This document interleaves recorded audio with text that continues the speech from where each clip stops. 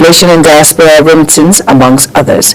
With his drill baby drill energy policy, President Trump said America would invest in fossil energy resources, boost oil and gas output in order to meet its domestic needs. A development analyst said could lead to oversupply and low prices in the international market. Reacting, the director CEO Center for the Promotion of Private Enterprise, CPPE, Dr. Muda Yusuf, said President Trump's policy would hinder the realization of Nigerians' $75 per barrel 2025 budget target, escalated high inflation while stalling diaspora remittance.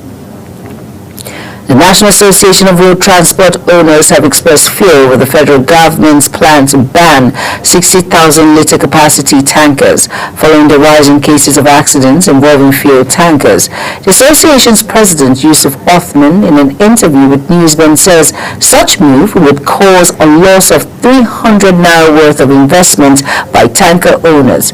The federal government, through the Nigerian Midstream and Downstream Petroleum Regulatory Authority, is considering placing a ban on 60,000-litre capacity petroleum tankers.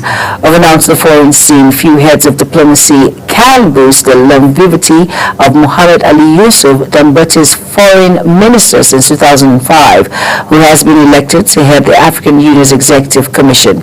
Yusuf won the required support of two-thirds of the region's leaders in the Ethiopian capital, Addis Ababa, to secure the post, representing some 1.5 billion Africans across the continent. The 59-year-old was deemed to an outside shot against veteran Kenyan politician Raila Odinga, but overseers have praised the career diplomat's low-key campaign to succeed Kadian Musa Fiki Mohammed and head the Pan-African Bloc. U.S. officials said Secretary of State Marco Rubio has plans to meet Russian officials in Saudi Arabia in the coming days for talks aimed at ending the war in Ukraine. America's top diplomat will be joined by National Security Advisor Mike Waltz and U.S. Special Envoy to the Middle East, Steve Witkoff. U.S. Special Envoy to Ukraine Keith Collig said Washington, Moscow, and Kyiv would be involved in talks, but Europe was not invited. And our sports news now. Manchester City boss Pep Guardiola believes his team only have a 1% chance of overcoming Real Madrid in their Champions League clash on Wednesday. City were defeated 3-2 at the home in the first leg of their playoff clash last week, despite leading 2-1 with just 4 minutes left in the tie.